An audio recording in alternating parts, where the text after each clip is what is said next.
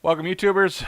Got into a little bit of some boards and stuff like that, some boardroom, chat room, text, whatever commentary, and I saw someone come up and say, "Well, it doesn't matter if you bet 3% of your bankroll variable or if you bet it fixed." And so I thought about that for a little while. I've had bad experiences with variable betting in the past, but I wanted to go back and recheck it because it really depends on what percentage you're betting and what your win percentage are. And so I started doing some simulation and I figured out I thought it'd be a pretty easy answer why fixed was better than variable or vice versa, and it turns out it wasn't at all that. So here's an interesting discussion about some of the differences between variable and fixed betting and which is better, and I'll run some simulations on the back end of this because that's what I like to do. So let's define variable versus fixed. So if you start with a fixed bankroll, and I always like to use 20,000, that's my favorite bankroll to start with to round things up and down. But let's just say $20,000 bankroll for your sport betting for some season or something like that, right? So that's your starting amount. If you make more money than that, if you have more money than at the end, you made a profit. If you have less, then you lost some money, right? That happens both ways in betting.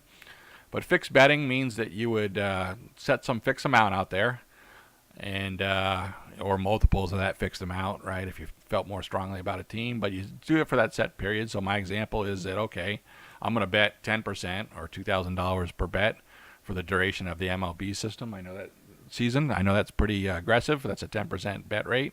A lot of people say, hey, make 2%, 3%, like this example was a 3% that they were talking about per bet, and you bet that fixed amount, and you don't vary from that. That way, you don't ride the highs and go over the lows and that kind of stuff. So that's fixed betting. And maybe as you reach a milestone, like the end of the MLB system, or if you reached, I don't know, $40,000, you might decide to increase.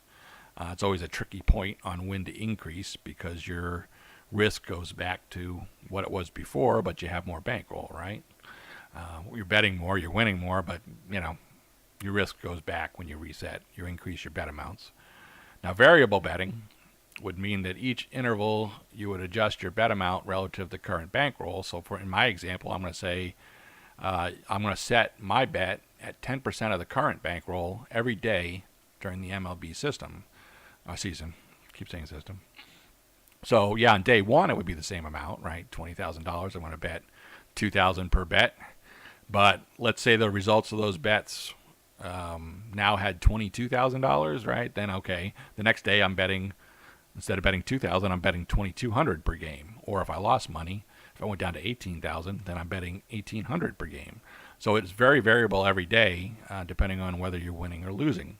So that's variable betting. And it turns out that in many cases, variable is better than fixed.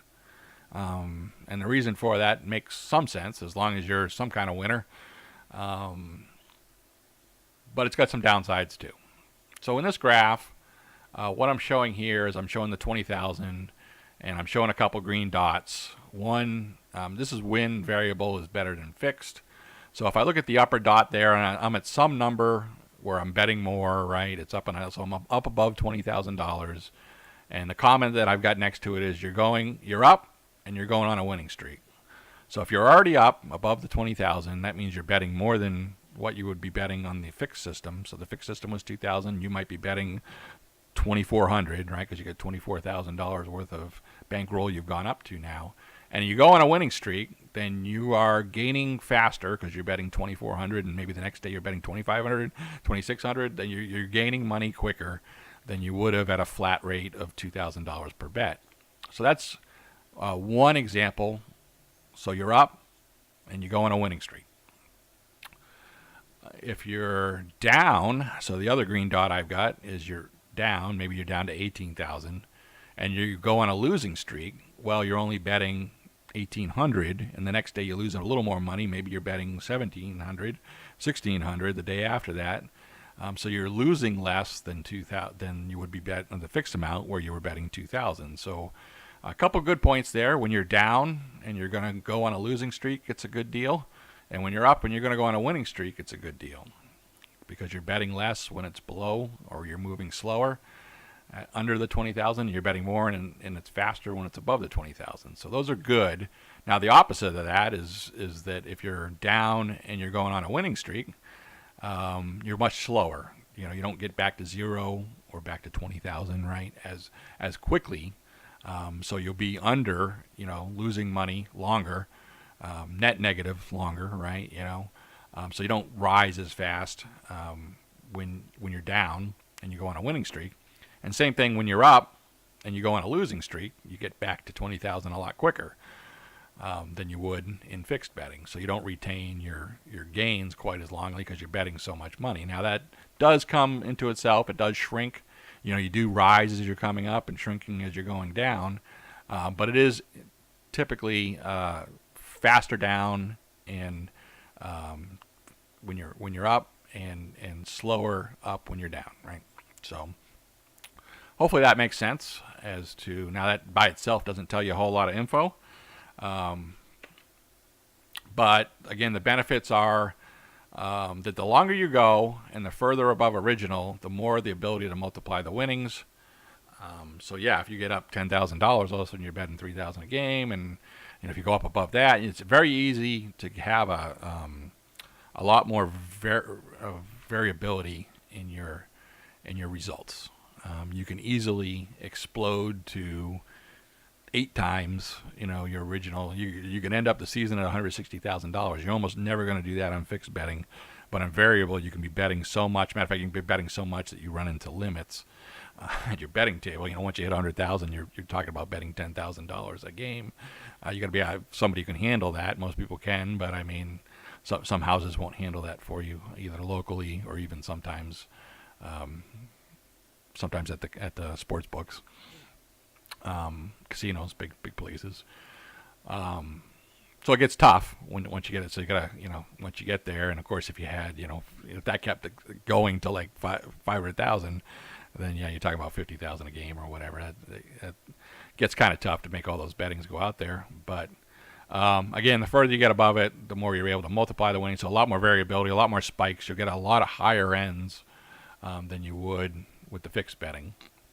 But and there's also another benefit is that it's significantly less chance of going totally bust.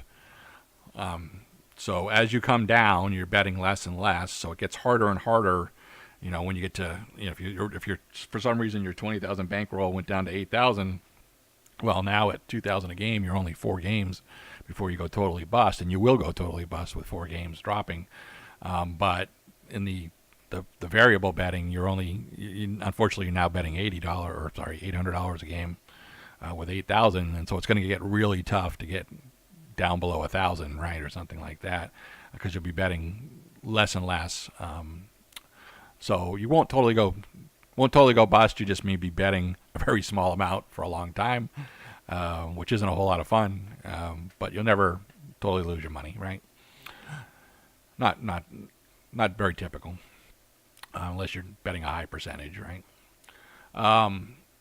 You'll typically get a higher average result because you have very high top ends, and you can think of this as like the average salary in the U.S. versus the median salary in the U.S. Well, there's so many people, multimillionaire, Bill Gates, Warren Buffett's, that they skew that number artificially high so that the average, salary in America might be 100,000, whereas the median salary is like 45,000, right? So very similar results here is that your average result, of course, the average means something in betting, right? This is not the median result. If you would want to go with the averages, right? So because of the very high top ends, where I said you could turn that 20,000 to 160,000 in a season, once in a while, then you'll get much higher averages than you will.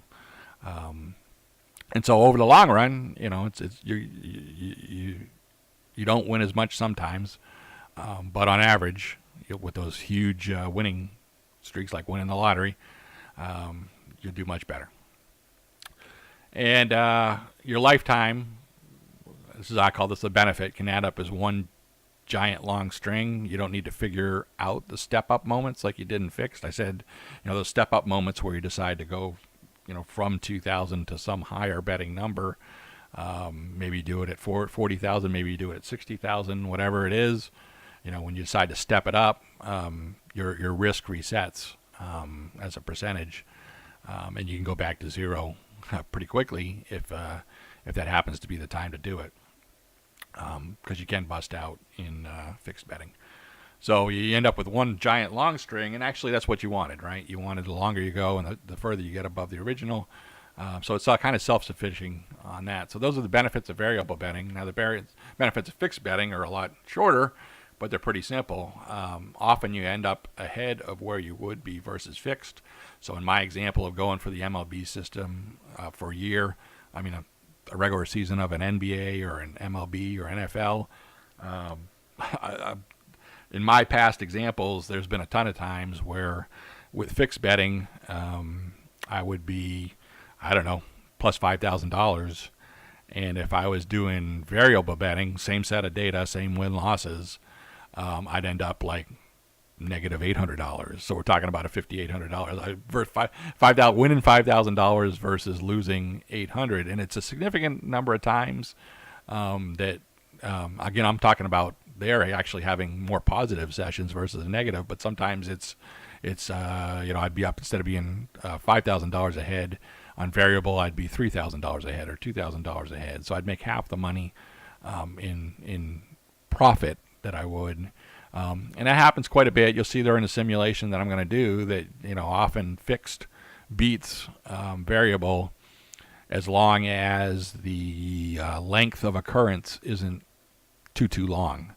Once you get a very long, like thousands of bets in one string, then almost always the variable crushes the fixed. But that's not the real world, right? You don't make thousands of bets and do real well in the real world. So that's for 100 or 200 bets, you'll often end up ahead in the fixed world, which is one of the reasons in handicapping, I like to have my people at least show a positive result. I could explain to them that, hey, if you go on variable betting, you're going to lose some money when I'm winning, right? Again, the average in variable will show up higher, so you're going to go on a streak at some point and overcome what you would have won in fixed betting. But a lot of people just like to win every season, right? And just take an occasional loss versus a lot of losses, but ending up with a lot more variability and net winner. So that's one of the reasons as a handicapper I hate to have, people leave when they don't win money. And so I always like my systems to have as much of a chance of positive, even if I'm only making 30% instead of 50% or whatever the number is, half the money. In some cases, it's a terrible number, because if you went on that super winning streak, it's like, I only went to 50,000 and you could have gone to 160. That's a big deal, right? But that's a system. All right, and we've reached the simulation portion of this session. So on the left, I have my simulator macro, and on the right, I have a spreadsheet. And I really went all out on this because I thought it would be an easy peasy slam dunk one way or another. And I figured out, I got to do this and I got to do that. So I do have a lot of variables out here. Now, that being said, if I ran, 3% variable against 3% fixed, and so that, that ran against each other, typically the variable would crush the fixed for same percentage. But I can always, especially with my systems, I run 10% or I run 5%.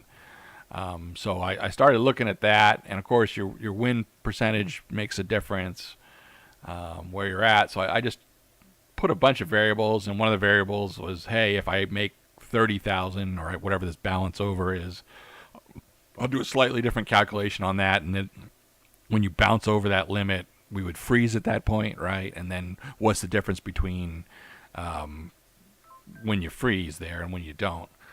I have a max bet limit because some of the bets got rather large. If you were winning, and especially if you had a really long session streak, I've reset this to about 50 bets, but I had 1,000 to start with, and you get some outrageous numbers where you're just betting a huge amount of money. Again, here's your percent bankroll. What else do I need out here? Here's the number of runs. So I'm going to do 1,000 tries and pull out the average for these 1,000 tries. But my length of run right now is 50, and I can make that anything I want to. Like I said, I had 1,000 when I started this, and that's where the variable will crush the fixed over that duration. If you have a winning percentage, right? If you're above 54 or 53, percentage, 52.4 exactly, then you typically would crush it, and the higher you get up, the more it crushes it. If you're negative, then typically it ends up a little bit better, right? Because you lose slower. I did some grouping out there just to see if that would make some difference. So yeah, I'm making 3 bets on a day, and I don't change it like between games because a lot of times, and whether it's the NFL or the NBA or whatever, you gotta lay all your bets out there for the day. So I'm letting all those bets go out, all those 3 bets on average at 10% or whatever the percentage is that I'm doing. Then the next day it'll recalculate. After 3 bets, it'll recalculate. So that's a little bit fake, but a little bit real. Trying to put some realism in there just to see if we'd crash out quicker. I've changed the second system. So there's a 2 system and a 4 system. The 4 system's the fix, so I'm going to set that to 2,000. And if it's less than 2,000, that's whatever the balance is. So we'll bust out pretty easily. If we get down to that percentage, if we get down that low, it'll bust out. And you'll see quite a few busts out. But otherwise, this is fixing it at 2,000, which is a pretty aggressive 10% betting rate. That's very hard to beat. That's usually the best type of strategy, depending on your win percentage again. Of course, I got the win percentage is a little high here, 60. Not a little high for me, but I'm going to use. Let me use 54. That's pretty strong win percentage. Obviously, you go negative, this thing falls apart. I'm going to pretend you're a winner. And we can do 53. You just have more variability, right? The higher your win percentage, the more likely that you'll end up with a positive result at the end of the day, because you're a stronger winner. And so it's doing all this crap. Anything else is very extensive in here. Now I've run multiple results. So right now I'm going to do rows 44, so just 8 and 9%. That seems to be a sweet spot. I could do lower numbers, but let me go ahead and run and hold it when it gets to here. And I'll explain what some of these are doing as I'm running it, because we just go through it. So right now it's clicking out the 8%er, and it's running 50 tries, or 50 a string of 50 bets, and it's doing it 1,000 times, and the results are over here. So here was if I look at the second row here, my max that session with the variable was 25,947. My minimum was down to 13,000. My end result is 22,455. So that was positive. Of course, my max on the fixed system at 2,000 a bet. So we're talking about 8% variable versus 10% fixed. My max was higher, my min was a little lower, and my end result was stronger than, so 26.9 versus 22.4, so quite a bit stronger if you look at, winning $6,900 versus winning $2,200. Now the next set, which is the next row here, this was obviously a losing session, right? So I ended with 11,800, and he ended with 0 here, right? Another 0, another 0. So very frequently it would bust out at, what was I at? 54%. Of course, when I advocated betting 10% of your bankroll, I was thinking more like a 57% winner, if you see my other money management video. So yeah, 10% is a little bit aggressive for a 54% winner, because and increases the percentage, the likelihood that you'll bust out. Now here, again, I'm just looking at the first string. I ended up above that one. I ended up above, 38 versus 36, very close. Here I ended up above, but we're in the negative, so we ended loss. So let me try to find one where I just went ape crap here. And it doesn't happen quite as much with the 50, 50 tries, 50 bet long string. The longer the string, the more the Scout's outrageous. But you can see I got up to 67,000 once versus 53, so I did much better on this. So the averages start to come up. So let me just look. This is across the whole session of 1,000 tries. Is that what happened there? Guess I'm not looking at that. Sorry about that. This is the individual try, the last individual try. This is 8%, reminding me I'm that. These do count. So this is when this starts your cumulative right here, your multiplier. That threw me off for just a second. So this is variable column. This is the fixed column. J is the fixed column. So in the fixed column with 2,000 per bet, there were 474 out of 1,000 tries that I got over $30,000 versus 384 on the variable at 8% that I got over. So more times I ended up over 30,000. Now I also ended up with less than 1,000. At some point I was under 1,000 and I ended with less than 1,000 a few more times because I can bet, even though it's a 2,000 bet, if I get down to 900, I'll just bet all 900 and maybe I win, go to 1,800 and I come back. But almost a little over 10% of the time, I ended up with under 1,000 or pretty much busting out. A little over 10% versus never busting out, never getting under 1,000, never busting out with the variable 8%. Again, 1,000 was the number of runs. Here's my average. So my average ended up a little bit ahead. So 22.5 versus 22.4, about $100 ahead on average. Now, the fixed will end up ahead of the variable almost 2-to-1, right? 640 times versus 360.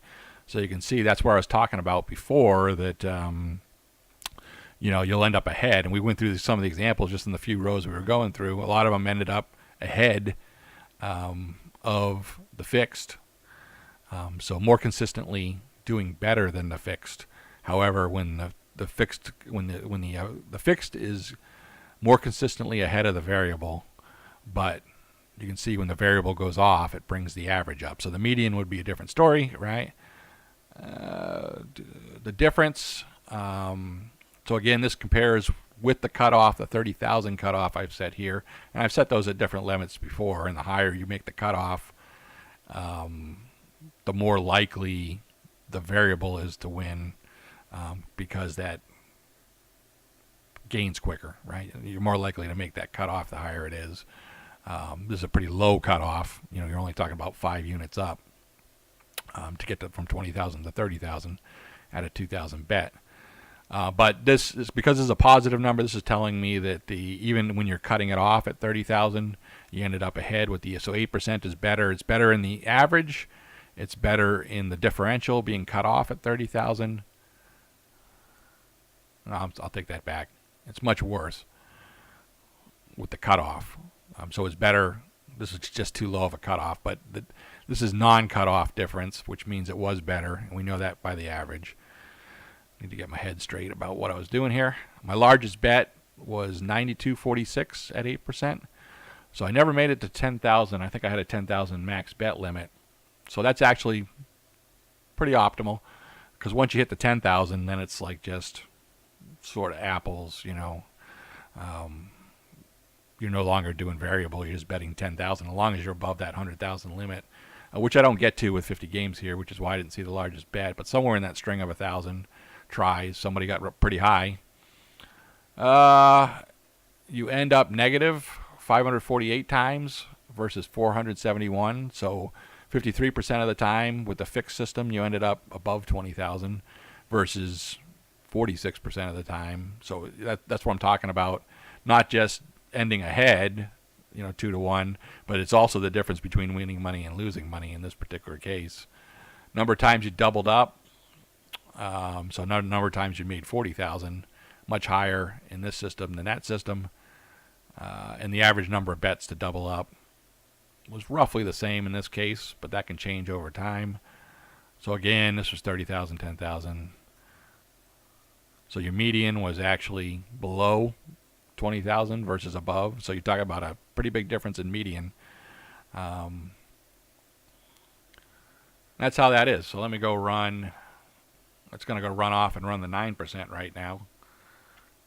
We already know 8% was theoretically better in terms of end average and in terms of ending up ahead without a cutoff. I can make that cutoff larger. But again, it's slow to rise when you're down. And so that was the problem. You really got to ride. If you're going to go variable, you really got to take a lot of chances and ride it pretty hard when you happen to get a really large number to get that average up. Now in this case, I'm not doing as well, so I don't know. That's the variability of it. We're talking about a very close match when we're talking 8 to 9% versus the fixed 2000s. But again, you end up a little worse this time.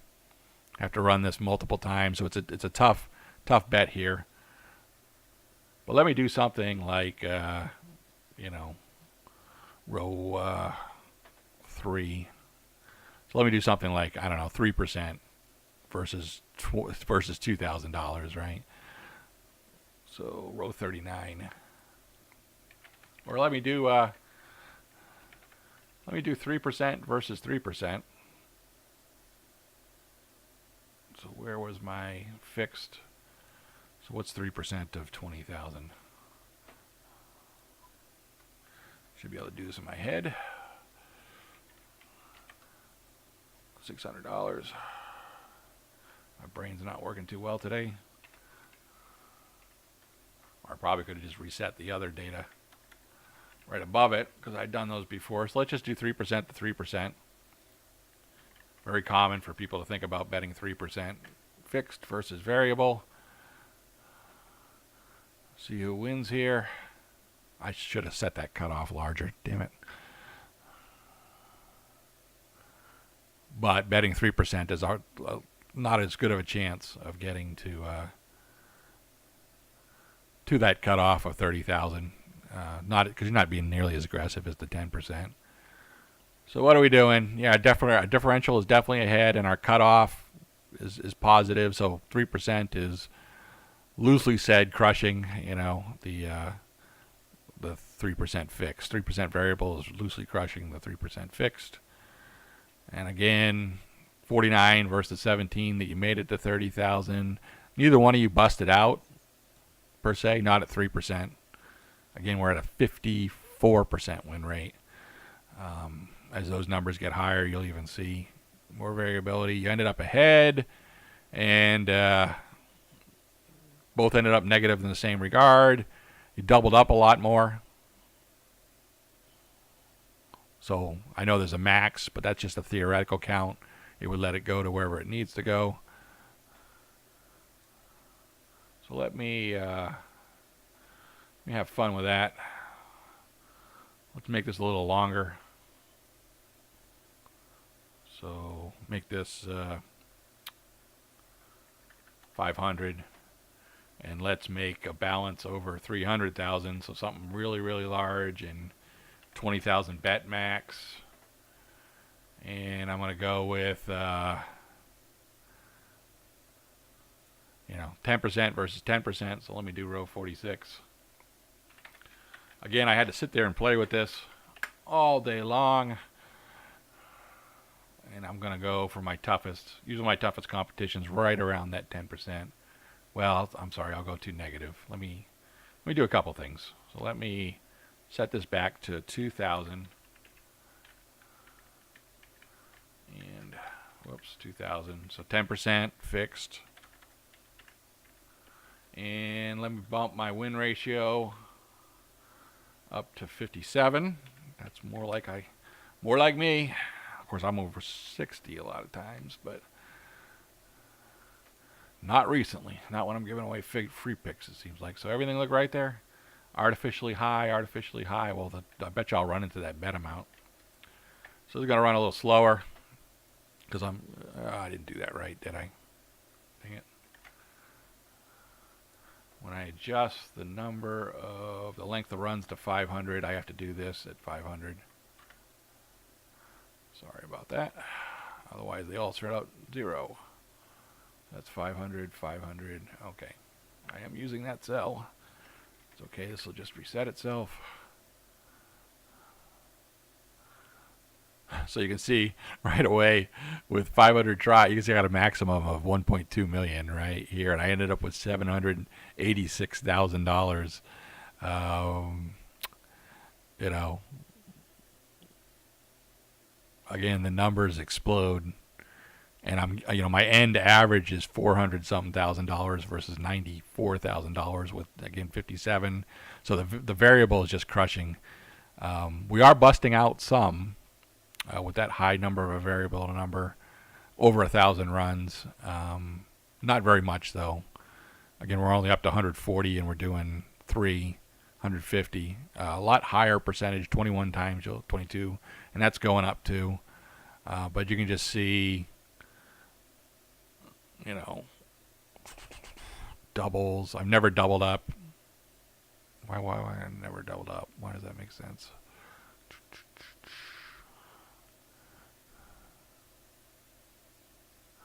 Have to take a look at that number exactly.